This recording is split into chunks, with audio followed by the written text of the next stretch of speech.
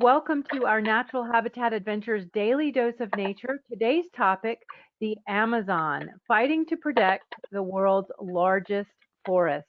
Presented by Amy Smith and Renzo Zappilli. And Amy's coming to us from Washington, D.C., and Renzo from Lima, Peru. So I'd like to start by introducing you to Amy Smith, and we can move on to her photo there. You can also see her on your screen in the webcam. Amy is the Deputy Director of Forests at the WWF. She engages with companies committed to sourcing sustainable natural rubber, wood, and paper fiber for important forest regions, including the Greater Mekong, Borneo, and Sumatra, the Congo Basin, and the Amazon. Amy has an MA in International Affairs with a concentration in Environmental Policy from the Columbia University and a BA in Political Science from Boston College. So I'm going to pause right here and just say hello to Amy. Welcome. Thank you, Lee, and hi, Renzo, and hi, everyone. It's great to be here talking about one of my favorite places on the planet, the Amazon. Thanks, Amy, and we'll hear from you in just a few moments. I'm going to turn it over first, though, to Renzo. Renzo developed a deep love for the natural side of his native Peru. That's where he's coming to us from today. He is passionate about sharing Peru with NatHab guests as an expedition leader for us on our Amazon River voyages. He was born and raised in Lima and studied nature tourism business management at the University of Nueva Esparta in Caracas. He became a licensed guide and went on to attain a master's degree in environmental education, which prepared him to become a field expert. And so, Renzo, we are just delighted to have you here as well, and we will turn it to you now. Thank you very much, Lee. Welcome, everybody, and thanks for joining us today. Thank you. Okay, well, I have been working for NatHab since 2014, leading trips in Cuba, in Mexico, and in Peru, which is the country where I was born and raised. And I have more than 20 years working in the Amazon Basin, mostly with birds, with the students, doing surveys, leading trips. And as someone said some days ago, this is like my backyard. So I'm glad today to share with you some very interesting information. Together with Amy, we will take you through an interesting virtual journey to the heart of this amazing region. I'll give first some general information about the basin and the river that names it, and then I will focus on the threats and hopes for the future.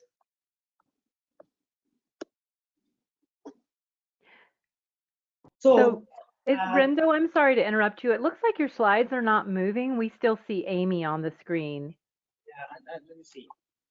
You might have to take your mouse and click on the slide and force it ahead there. Yeah, I see your mouse moving. Maybe click. Okay, excellent. Thank you very much. Sorry for that technical problem. So yes, this is a picture of me leading trips for our monarch butterfly journey. And now we will focus on the Amazon Basin, which is basically the largest tropical rainforest in the world. It's famous for its biological diversity. It covers more than 2.7 million square miles. Just for you to have an idea, it's similar to the size of the 48 contiguous states in the US. Also similar to well, actually, it covers 40% of the South American continent and has the largest river system in the world, with more than 1,100 tributaries. Has amazing world records based on its biodiversity. For example, 16,000 species of trees and an estimate of 400 billion individuals in the whole basin. Also, in terms of records of species diversity, 2.5 million of species of invertebrates have been recorded. 50% of the species in this area live in the canopy. And many of the areas within this region get flooded. So also a lot of its inhabitants in terms of wildlife are related directly to water. As you can see here, it has actually 8 countries share the Amazon, Brazil being the one that has the largest portion of it. Peru is the second one. So this is an amazing satellite image that shows us the Andes, especially the southern portion of the Andes. Just to let you know, the Andes is the longest mountain range in the world with 4,300 miles approximately. It began arising 50 million years ago due to the plate tectonics when the Nazca plate went under the South American plate and created this uplift that nowadays reaches almost 23,000 feet above sea level. This is the southern Andes, and I wanted to focus in this area because we're going to talk a lot about this region, but also we are going to focus on the Peruvian Amazon, and we have to find first where the Amazon River is born, and it's more or less in this area of Peru, of southwest Peru, near a city called Arequipa. Basically, what happens here, and also in this area, is that in pale blue is the Titicaca Lake. That's something really interesting for you to locate yourself. The southern portion belongs to the Andes of Argentina, Chile and Bolivia, and this is all part of the Peruvian Andes. And this is where I am right now. This is where Lima is located, where my arrow is. So you can see that the Andes are located on the west side of the continent, and mostly everything else to the west, to the east side, all the way to the Atlantic Ocean is basically flat. Something really interesting happens here. From the Atlantic Ocean is where the water reaches the Andes, first of all, in the form of a drop that evaporates and then falls 7 times, actually, in the form of rain before it arrives, helped by the evapotranspiration of all this area, traveling more or less at around 8,000 feet above sea level, moving westward by the trade winds until it arrives the mighty Andes. Once it arrives this area, it condensates and it gets down and freezes, and one of these drops begin melting and flowing down from this main, snow-capped mountain is called the Mismi snow-capped mountain near the city of Arequipa, and more or less at 17,500 feet above sea level, and this is where this is the source of the Amazon River. Based on many researchers, they measured the length of the source of the whole system, considering the largest tributary and the furthest actually, and this is where they established the source of the Amazon, this is snow-capped mountain, making this amazing river and the whole basin, first of all, the largest river in terms of volume in the world, but also the largest in terms of length, eliminating or placing the Nile into the second place. This first brook is called a pacheta, or a small creek, begins melting down, going down the Andes, and begins crossing amazing life zones. For example, it begins crossing the Andes, it crosses the Puna grasslands, amazing landscape full of Andean bogs, continues going down into what we call the inter-Andean valleys, and then some of these tributaries actually run near the former territories of ancient civilizations like the Incas and pre-Incas, allowing them actually to predict their crops, which is something very important that could support large empires through agriculture. Continues going down eastward, crossing more life zones, in this case goes through what is called the Humic montane forest. Some researchers consider this a tropical Andes, one of the most diverse places on Earth. And the clouds loaded with moisture, moving westward, as I was telling you, get stuck in this region. This is very interesting. This is actually the region where the famous Machu Picchu archaeological site is located. In this case, we have been going down from 17,000 feet all the way down into more or less 7,500 feet where this amazing place is located. We continue going eastward, going finally into what is called the hill forest, or the, let's say, the eastern slope, the beginning of the eastern slope of the Andes.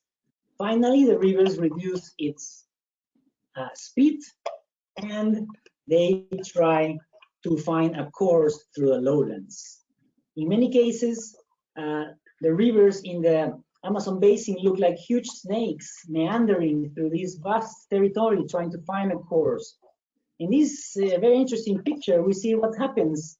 And in this case, it's forming what will be in the future called an oxbow lake, because the narrow section probably will be cut off in a big flood, and then it will leave this former bend to turn eventually through vegetational succession into a palm zone. So there are several interesting facts about not only the basin, but the river itself. It's the largest river system in the world, as I told you, more than 4,000 miles of length. It used to flow in the opposite direction. That's actually very interesting. And the ancient Amazon River that was born near the Atlantic coast, where nowadays is the Atlantic rainforest located, this drained into the opposite direction westward, and the ancient mouth of that ancient Amazon River was the Guayaquil Bay in Ecuador. I am pointing it here. Actually, there's a large island in the bay called Puna Island that was formed by all the sediments and silt that was carried by the ancient Amazon. But then the Andes began rising, and first of all the water got trapped in an internal sea and eventually began flowing on the opposite direction, getting into Atlantic Ocean in this area, the mouth, around the Marajon Island, which is actually very famous in Brazil because it's a place where water buffaloes are raised, actually. But this amazing and, let's say, or call it modern Amazon River has now 1,100 tributaries. 17 of these tributaries are over 1,000 miles of length. The second largest river in the world by volume is the Congo River, but in this case, in the Amazon, we have two rivers that can rival the Congo in terms of water volume, like the Negro River and the Madre River, both in Brazil. The fluctuation in water level in regular years is almost 40 feet. So when we go to the Amazon, it's a completely different landscape. If you go in the rainy season or flood season or the dry season, where you can see 40 feet of fluctuation in the maximum fluctuations. 300 miles of width at their mouth, and it's amazingly producing 500 billion cubic feet per day, which actually this amount of water can quench the thirst of the New York City dwellers for 9 years. It also goes 125 miles into the Atlantic Ocean before it turns brackish. And then some miles after that, it will begin to turn salty. The deepest point was measured near the city of Manaus, and it was 121 meters, so almost 360 feet up there. And some researchers recently have found two new interesting facts about this river/basin. One is that there's another Amazon River that runs underground, and it has a much slower flow, but it follows the same course. It's really interesting. And the second thing is that there's actually a great barrier of reef at the mouth of the Amazon, below under all those murky-looking waters. Some interesting researchers found these amazing, reef. So there's something very interesting, because many people will think that reefs cannot live in these conditions with many sediments, but that's a fact. Actually, here now you can see that the vastness of this area is amazing. This is an area very nearby the junction or the confluence where the Marañón River and the Ucayali River actually form the Amazon River. Actually, that's where the Amazon River gets its name from. So actually, to tell you about the name, in 1541, there was an expedition that left Quito in Ecuador with some Spanish conquerors. One was Gonzalo Pizarro, the brother of Francisco Pizarro, the Peruvian conqueror, and the other one was Mr. Orellana, Francisco de Orellana. They left eastward to search for the areas that they heard about that had a lot of gold, aka El Dorado. But the expedition had a lot of people going, a lot of natives, a lot of horses, a lot of heavy armors and equipment. So Francisco de Orellana said, why don't we split? And I will take a faster road going down through these tributaries and eventually probably drifting or rafting down, and we might find much lower with the heavier part of the expedition. So they agreed to split. Of course, they never met again. But Mr. Orellana eventually went down and down, mostly through what is nowadays the Napo River, and bumped into these natives that began attacking his expedition from the shores. Imagine these guys completely, sick with many tropical diseases. As I told you some of you earlier, no full jungle attire, no, not anything against all these, against this harsh environment. So when these natives began attacking these guys, they thought they were attacked by the mythological Amazon warriors from the Greek mythology. And they saw these guys with something just covering the main parts and probably a bare-chested, using arrows and bows, and they imagined that these natives were actually the breastless, tall female warriors that were called Amazons. The name Amazonas or Amazon comes from that. Actually, the mythology. A means without, Masos means breast. So these were the tall, breastless female warriors that usually amputated one breast to be more skilled with the arrow and bows. And that's where the name Amazon or Amazonas River came from. So that's something really interesting, and gladly there were some chronists on that expedition that could tell us exactly what happened. So now we are going to focus on the Peruvian Amazon, where we have an amazing percentage of our territory protected as a country, let's say, and 2/3 of the Peruvian territory, are within the Amazon. 76 protected areas, and look, most of them are in good state of conservation, and we are going to focus on this one, on northeastern Peru, in the region of Loreto, and this is called the Pacaya-Samiria Reserve. Actually, the Pacaya-Samiria Reserve is the second largest in Peru. It has more than 4 million acres, which is equivalent to the state of New Jersey or half of the Costa Rica country. It's the 4th in South America in terms of size. It's actually placed perfectly between the Marañón River and the Ucayali River. Both create the Amazon. So everything in between these two main tributaries and the shape of a triangle is the reserve that where we focus most of our conservation efforts. Most of its territory is flooded, basically from November through May. We have a very high water levels, and then it begins receding throughout the year until the rains begin again in late October, and the whole cycle begins again. A lot of it, actually 60% of it, is composed by palm swamps and other types of water bodies, making this a very interesting environment. Look in the lower left section of this marsh. Actually, there are some of these giant water lilies that are really interesting, and we always refer to these areas as rainbow country because many, many rainbows are frequently seen. Actually, within the boundaries of the reserve, there are 208 communities of mestizo people, mixed blood, or some few natives that remain true-blooded, that we call the river people. And some of these are the classic, typical thatch roof constructions on stilts that we can find throughout this reserve. This is also named as the jungle of the mirrors because these black waters reflect the light, creating amazing waterscapes. One of the terms that locally in Peru is how this reserve is called, the jungle of the mirrors. Well, in terms of the amount of inhabitants inside this reserve, we have more or less 100,000 people that live in what we call the buffer zone and in the transition to the nucleus.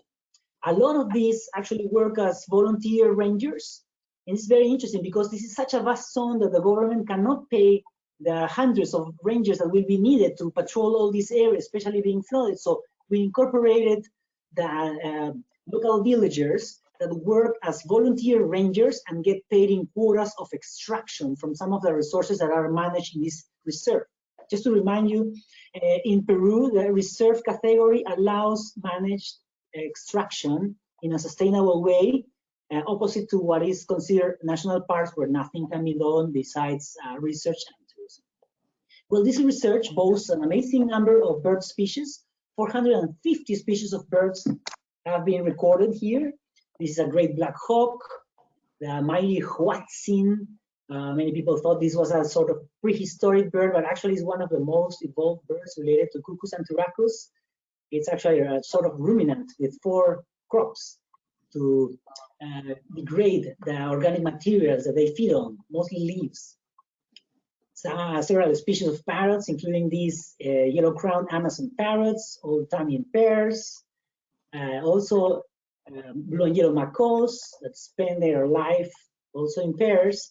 This is amazing. This is related directly with the moricha palms, and this reserve has most of its territory with moricha palms. These are really common in this reserve, these species of macaw, let's say, and the mighty harpy eagle, the most powerful eagle in the world, that snatches monkeys and sloths from some of the treetops. Actually, 60% of its diet is composed of sloths.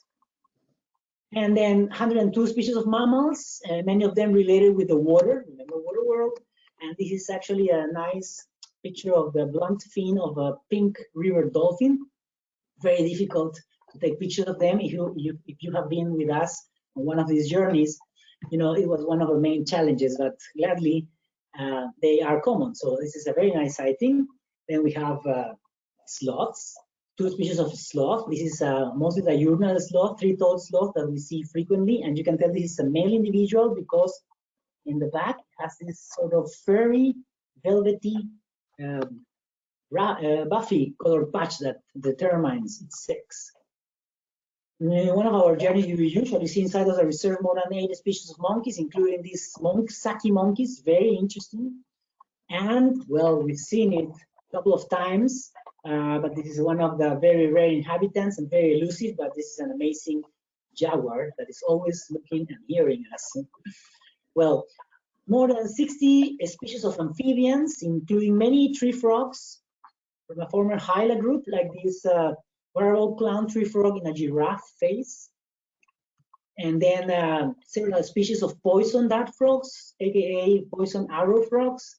Some of these species are more toxic than others. It depends on how much alkaloids they have, but the ones that we have in this area are not as toxic as the ones that we can find in the Colombian Amazon, for example.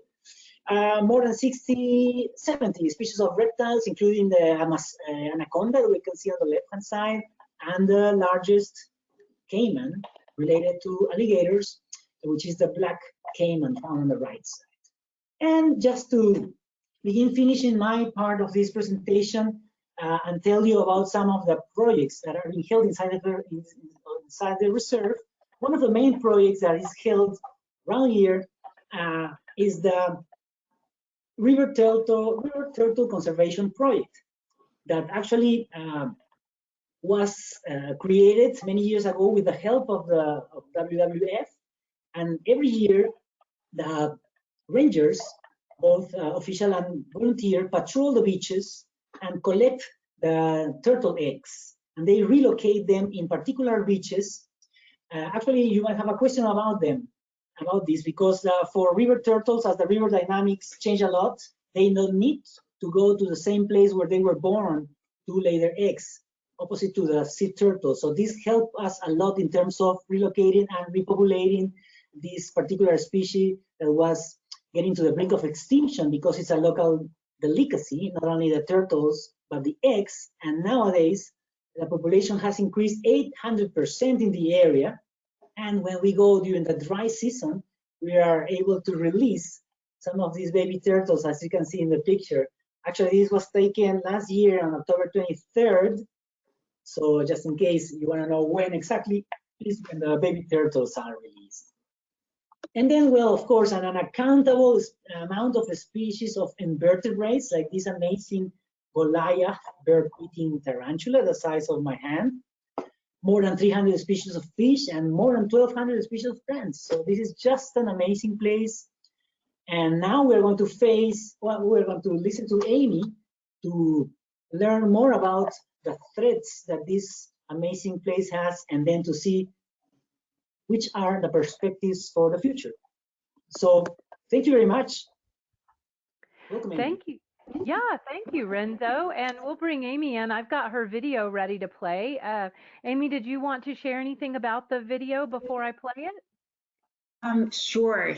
Thanks, Lee. This video just will give you a flavor for what WWF is all about. I wanted to share a bit about World Wildlife Fund for those of you that might not be familiar with our organization. So we'll kick it off with this video, and then I'll give a little more detail.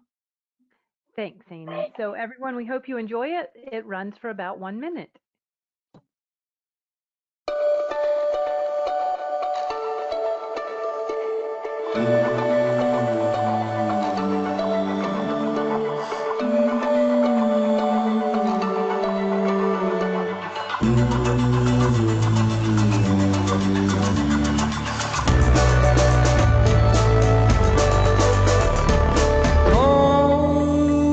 To pose, now shush. She makes the sound she makes to calm me down. Oh.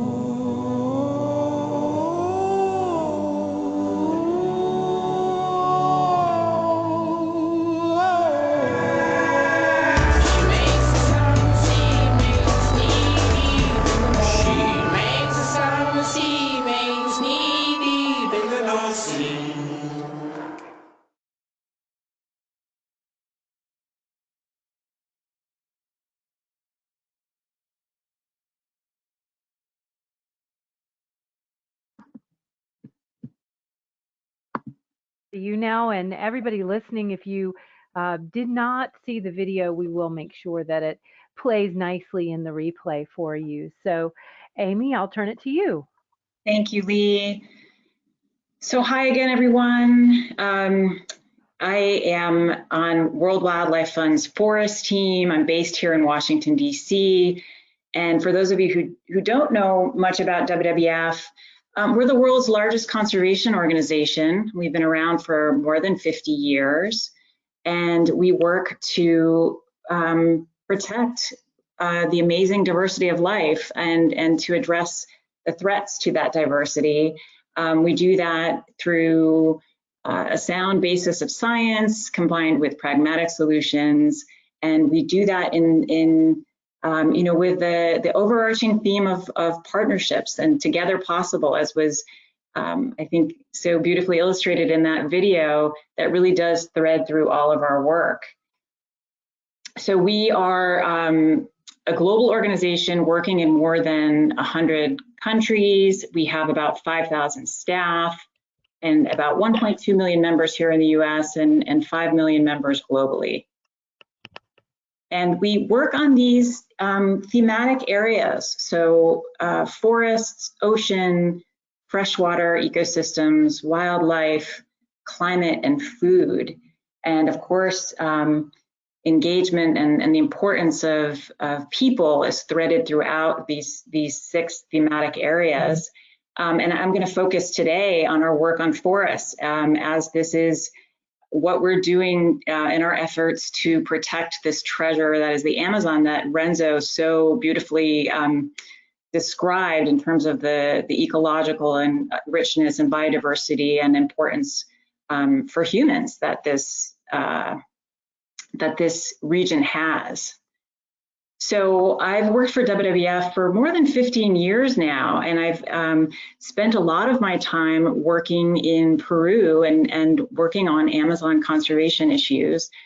Since I returned to the States, I've also had the very good fortune to participate in a couple of natural habitat trips, the Amazon Adventure. So Renzo and I have met multiple times, and I have I have to tell you, I have to sing Renzo's praises, because as much of the time that I had spent in the Amazon, I did a lot of work with indigenous communities on responsible forest management and small enterprise development and things of that nature. I never seen how much was going on in the canopy. And traveling with Renzo is such a treat, because he has an extraordinary amount of knowledge and a gift for spotting wildlife where you wouldn't imagine. I mean, it's really quite, it's so impressive, and it's such a privilege to have participated in a couple of tours with him. I learned so much. So this is one of the trips we were on together. And as you can see, the Amazon is just this place of stunning beauty. And there's so much life teeming in this small little area. And I think there's kind of a celebratory nature of this photo and the group in the photo.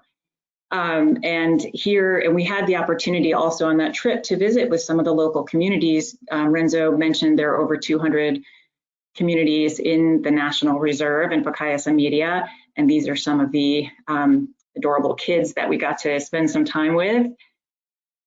And just one of the very cool shots of some of the wildlife we got to see. But I wanted to share a special story that I have with Pacaya-Samiria.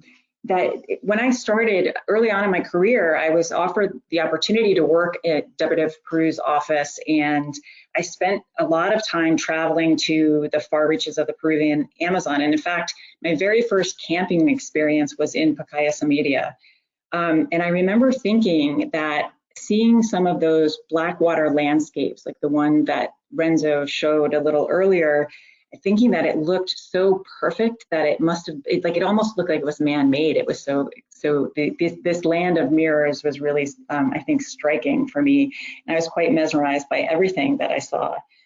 There was one trip that I did during this time where I was traveling with park rangers, and we were going to visit some of the local communities that were living in the reserve to explain the need for sustainable natural resource use. As Renzo was saying, there is, in a national reserve in Peru, it is possible to have natural resource extraction when it's done in a sustainable manner. And so that was what our purpose of our trip was.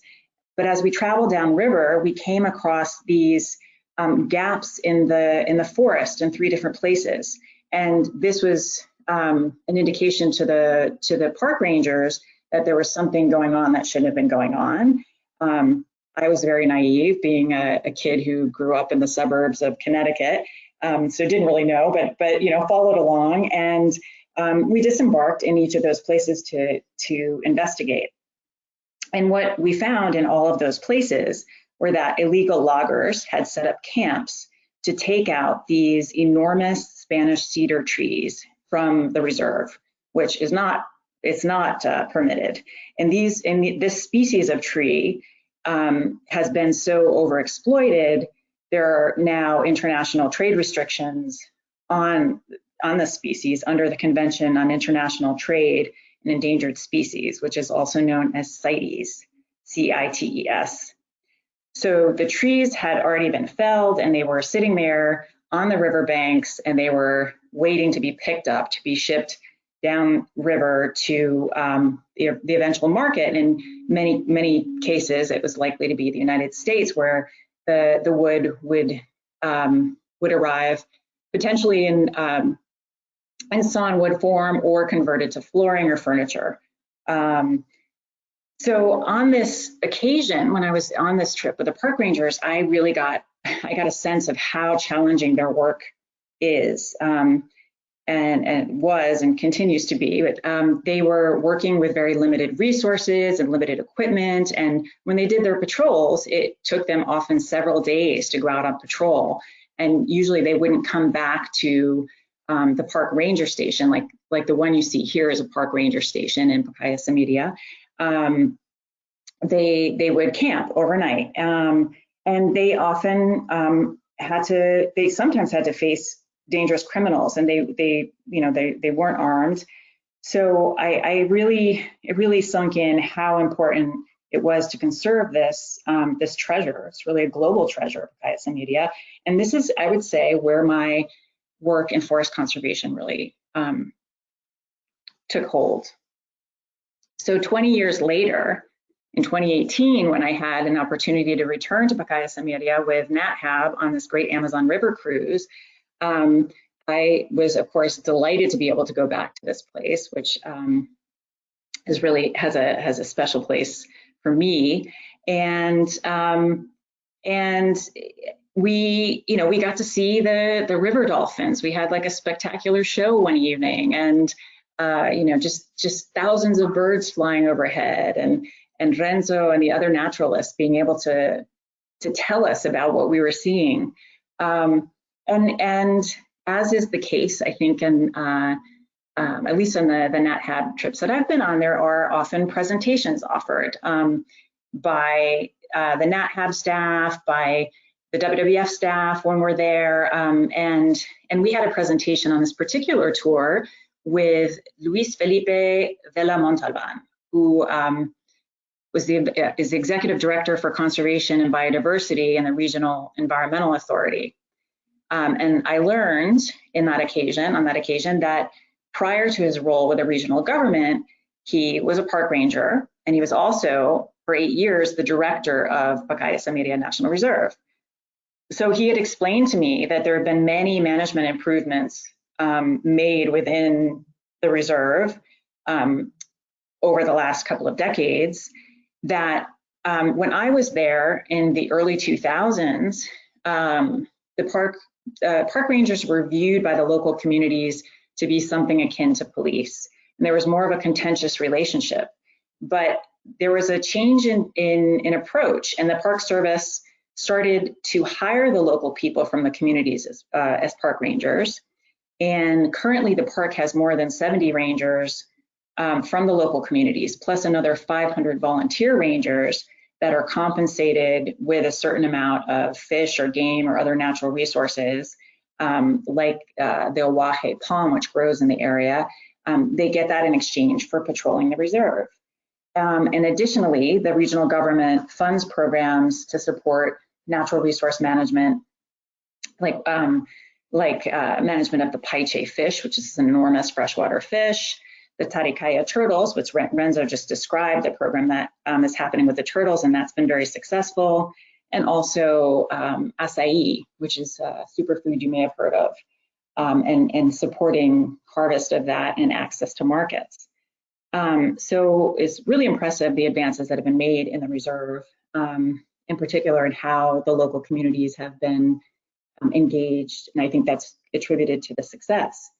So now I'm finally getting to this picture, because when I returned back from my trip with NatHab to the US, I got a bit nostalgic, and I started going through my old photos and found this photo, and this is prior to digital photography. So this was taken with my old camera, and you can tell the quality's not so great, but what was really a wonderful surprise is that I noticed in this photo that the person on the top step in the blue shirt is actually Luis Felipe, and that I had met him almost 20 years before on that trip to Pacaya-Samiria. So it was such a, I don't want to say it was a coincidence. I think it was a real delight to find that we had met before, and that, almost 2 decades later, we both continue to work to protect Pacaya-Samiria, to protect forests, and that our conservation goals remain similar and strong. So I want to talk about the importance of forests, how they're threatened, and what WWF is doing in order to address those threats. So forests, they are essential to our life. They purify the air we breathe. They filter the water we drink. They regulate our climate. They provide us with products that we use every day. You might be sitting in a wooden chair, jotting down some notes on some paper. And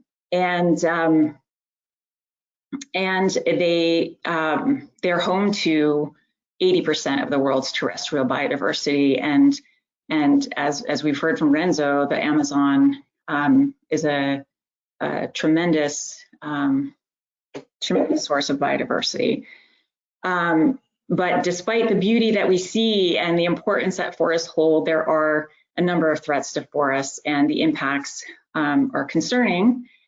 So I'll talk about that first, and then we'll go into what's happening to turn the tide and make sure that forests not only remain but thrive. So deforestation. Deforestation is happening at an alarming rate. We lose 28 soccer fields per minute of forests. So outright forest clearance, where oftentimes the forest is converted for another use. And there's also an issue of forest degradation, where deforestation is outright forest clearance or forest loss. Forest degradation is the result of illegal or unsustainable logging, and that reduces the ability of the forest to continue to provide goods and services. So a loss in forest quality, and it's also significant in terms of impacts on wildlife habitat, on freshwater ecosystems, on the climate. So WWF has identified 11 deforestation fronts, and these are areas where if things continue business as usual, we will see large-scale deforestation or severe degradation between now and 2030. And you'll notice that the Amazon is one of these 12 areas. I'm sorry, the 11 areas rather.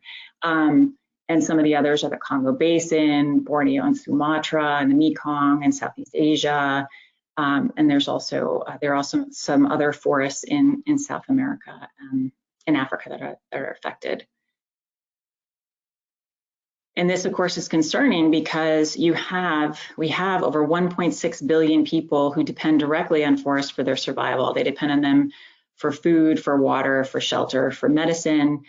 So forest loss and forest degradation is really a matter of life and death for them. And of course, all of us depend on forests for our survival. So what is the primary cause? What are the causes of deforestation? Well, the biggest driver of deforestation is conversion of forests to agriculture. And currently, 40% of the world's land is dedicated for agriculture, and we will see the pressure on forests increase as the world's population increases. In Peru, well, in the Amazon, slash and burn agriculture is an issue, and particularly in Peru, we see this as one of the primary drivers of forest loss. In other places, like in Brazil, we'll see large-scale commercial agriculture resulting in forest loss, but in Peru, it is more often small-scale farming that's resulting in forests being lost.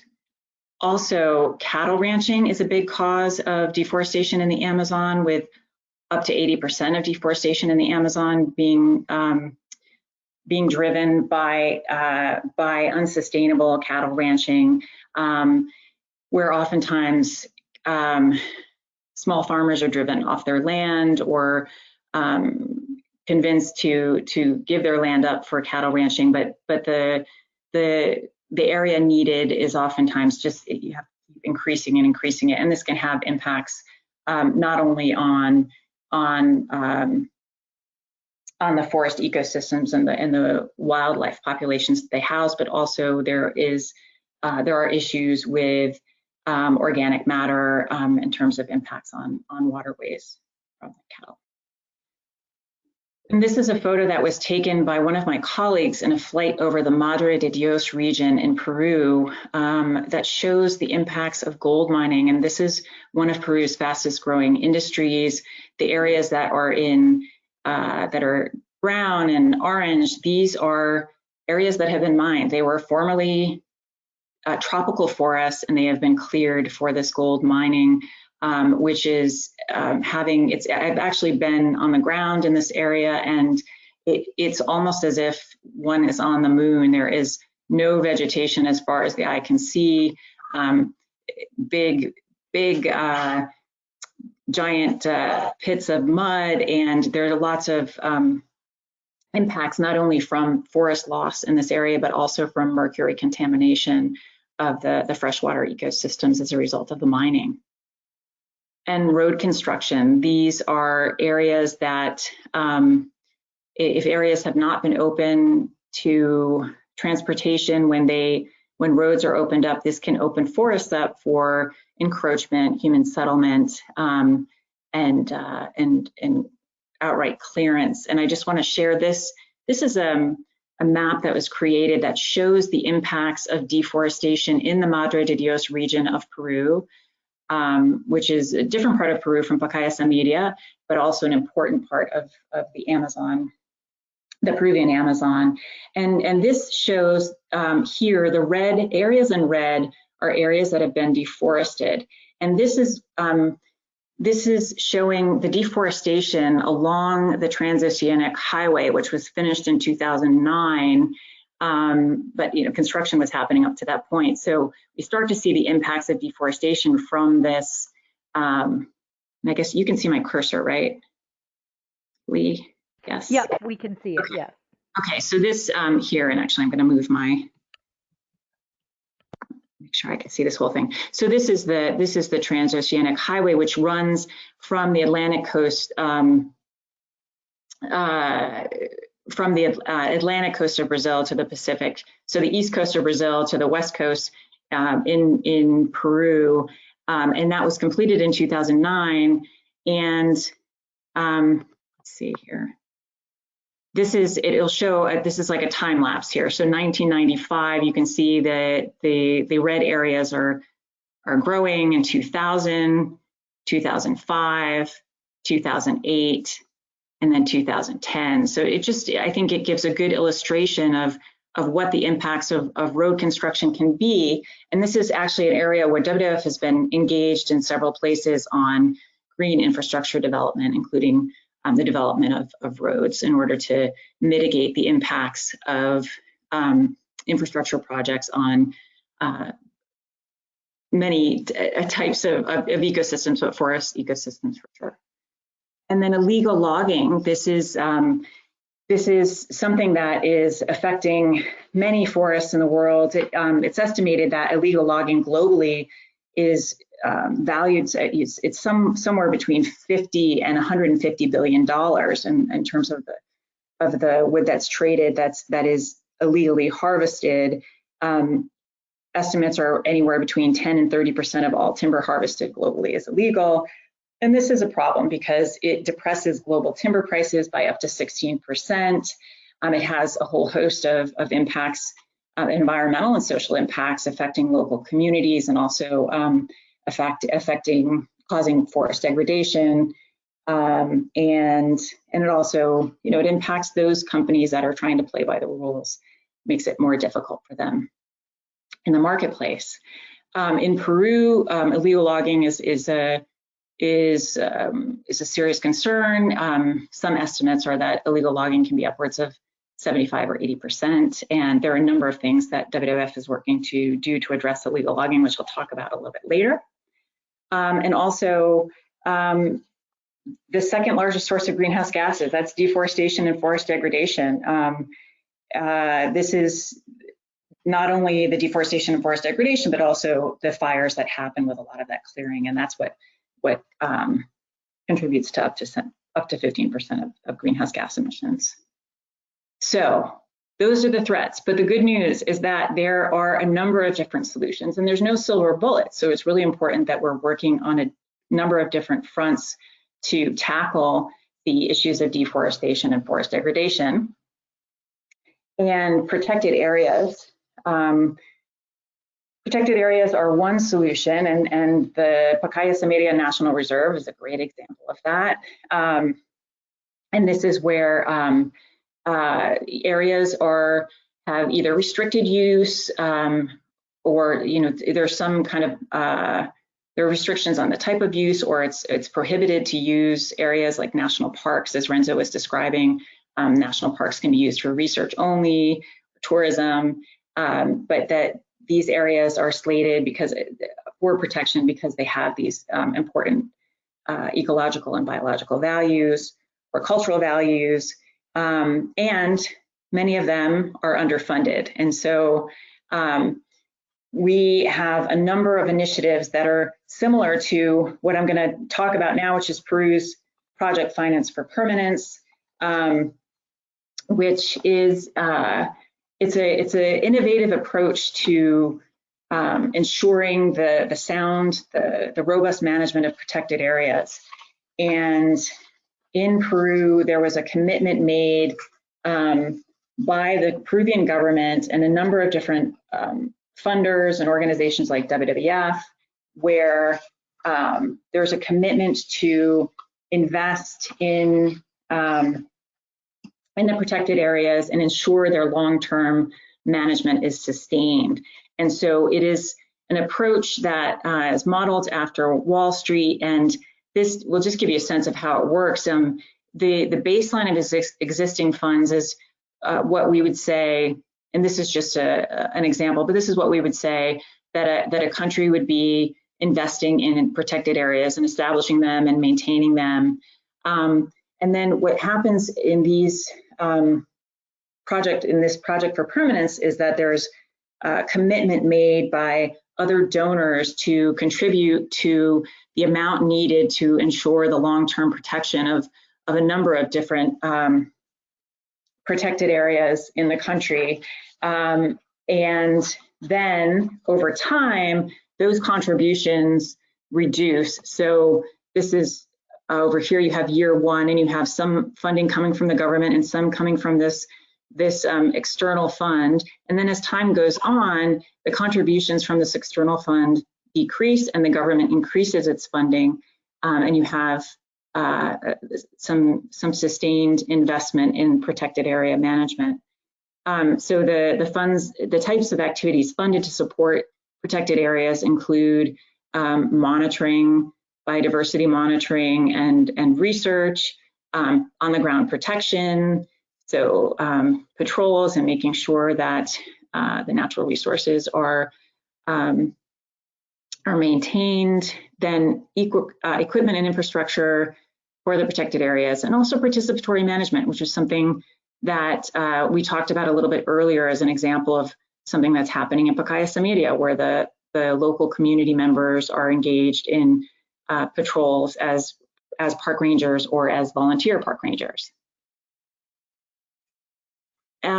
We work in a number of different ways with communities supporting land tenure, which is really important for forest communities. Oftentimes they have lived for centuries in an area but do not have the legal rights in hand, and so there's support for that land titling. There's support for sustainable livelihoods and small enterprise development. We also do work on sustainable agriculture, given that it is one of the biggest drivers of deforestation, where we work in a number of multi-stakeholder platforms to develop standards for sustainable agriculture and engage with companies at all levels of the supply chain and small farmers to support better agricultural practices. Forest restoration, of course, we want to keep the forests that exist standing, but it's important in some areas that forests are restored, or if they're degraded areas, there's the potential for plantations, fast-growing plantations, to supply some of the demand for wood and other products. We also work on laws and law enforcement.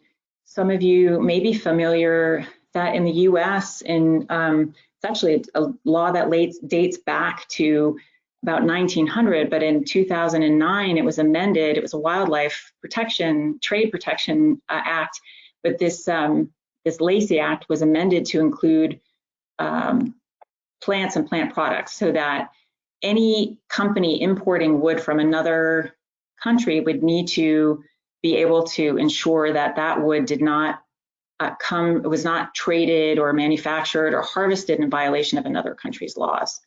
And also we did a lot to support the enactment of Peru's forest and wildlife law in order to ensure protections for Peru's forests. Responsible forest management and trade, this is another approach, and surprises some people, but actually one of the best ways to help ensure that natural forests remain standing is that production forests are managed to a set of standards and criteria that ensure that the forest can continue to provide the goods and services that it does. We work to promote forest management and the trade in responsible forest products. And it's actually something you can do. You can ask for FSC certified products, and FSC stands for Forest Stewardship Council. And this is a certification scheme that WWF has been engaged in for many years, and it is the most rigorous set of standards out there to help ensure that products come from a forest that has been managed well, to ensure that the environmental and social, that certain environmental and social values are upheld. And of course, ecotourism, another strategy to help keep forests healthy, to increase the appreciation, the understanding of these tremendous natural assets that the world has to offer, in particular the Amazon and Pacaya-Samiria. So I will just wrap up here before we move to questions to say that the Amazon forests and other forests around the globe, while they're under a variety of threats, there are several strategies that actually can help ensure that they not only survive but thrive. And I am committed to do what I can to make that happen. But I thank you so much for your attention, and I guess we can open it up for questions. Yes, Amy, thank you very much. And we'll bring Renzo back in now. And let me see if I can bring both of your cameras up. I sent you requests. There's yours, Amy. Terrific. And Renzo, if you want to turn yours back on, there you are. Excellent. So let's see. Let me ask you, start with you, Amy, and then Renzo may want to add to this. What countries in South America are working together to protect the Amazon basin? So I think it depends. I think there are a number of countries that are working together, and there are different initiatives. Certainly, I know from my experience with WWF that our offices in Brazil, Peru, Bolivia, Ecuador, Colombia, they tend to coordinate quite a bit. And then I think there's some other government-oriented efforts that look at transboundary protection. Yes, also there are several initiatives. For example, there is one between Peru and Bolivia to try to establish binational parks to promote the idea of wildlife corridors. There's also with Ecuador, between Peru and Ecuador, also the same idea with the Ichicatmuja Park in the Peruvian side, and the same on the other side. That's northwest Peru. That's basically what's happening, working with the neighboring countries. And of course, there are a lot of agreements, especially nowadays. There are these sort of summits in which the South American presidents, at least the ones that share the Amazon, meet and try to find common solutions. But there's a lot of work still to be done, and there are a lot of challenges, but we're working hard to try to, from every point of view, from every action, to turn it into a much larger success, let's say.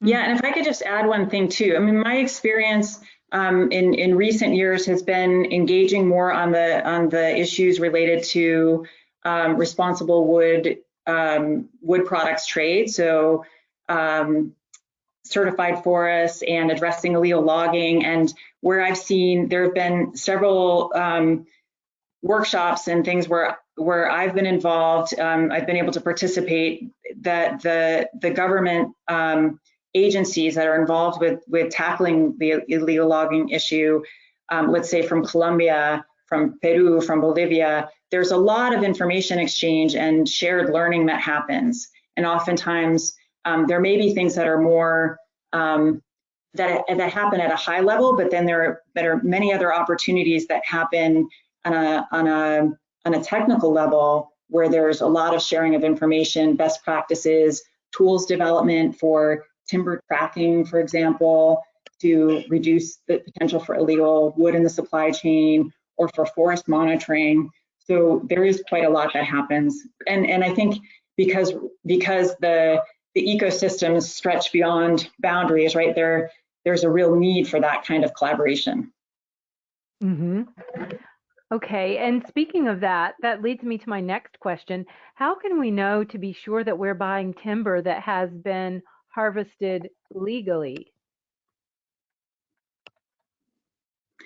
So I think the best thing you can do is ask questions. Ask the store where you're buying if they know, if they're asking their suppliers for that information. The certification, asking for FSC certification, that's one way, because there are checks that happen to support avoiding any illegal material that might be in the supply chain. But I think the more companies hear from their customers that this is something that's important to them, I think they'll be more transparent, and that will drive, I think that will drive more trade in legal wood products. So please ask. Mm-hmm. Okay, last question for today. How long might it take for a deforested area to return to its previous state, or is that even possible? Well, that's a good question, and actually it depends a lot on the area where the deforestation took place, and also on the way in which it took place. Because let's say sometimes the local people slash and burn certain patches or plots of forest to put their crops there. And then usually it's a small size, a small plot of half an acre, maximum 2 acres, at least in this part of the Amazon. So that small plot eventually will go through what we call vegetational succession to arrive to the status of a climax forest. In the case of a farm, if there is forest around, it will be faster, because a lot of the seeds will be brought to this spot by the wind or by the seed dispersal units. So let's say in a process of probably, depending on the place, but 60, 80 years, it's very difficult to tell, but each place will have its own process to reach the climax. It depends if it's, as I told you before, a former patch of forest that turned into a farm, or if it's a place that turned into a ranch with introduced grasses from other parts, or if it's a palm swamp that eventually, gets to this succession and turning into a climax forest. It varies a lot. Okay, thank you. Well, I'll stop there and I turn it back to the two of you for your closing thoughts. So, Amy, we start with you, and we can finish with Renzo. Thanks, Lee, and thanks, Renzo, and thanks everyone for being with us today. I hope that we shared some information that was new, and if it's possible, Lee, I'm not sure if there are any follow-up questions. I'm always happy to answer. I know it's hard, and when we have a number of people on the line to answer everyone's questions, because we're quite a lot of people. But yeah, thank you for the opportunity to share a bit about this important ecoregion, the Amazon, and to learn a bit about how NatHab and WWF are working to protect it. And Renzo, thank you, Amy.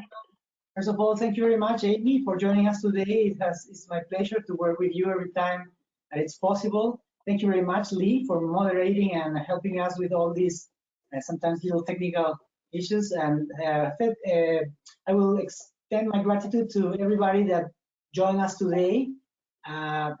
This is something that, as you know, we can continue talking for days, actually, but something very important that I think will be the moral from all this, what we have heard and learned today, is that we can do a lot of different and small changes from where we live, from the decisions that we take, every day, what we buy, where we go, who we support, and this is a big portion of what is needed. Remember that in this planet, you can be part of the solution or you can be part of the problem, and we have decided to be part of the solution. So thank you very much. And my thanks as well. This has been terrific, and we have loved having all of you here with us today. We hope you'll join us tomorrow for our 3 o'clock daily dose of nature, and look for our email over the weekend with our other topics. But for now, we will say good day and conclude the webinar. Goodbye, everybody. Thanks again, Renzo. Thanks so much, Amy. Thank you. Thank you very much, everybody. Bye.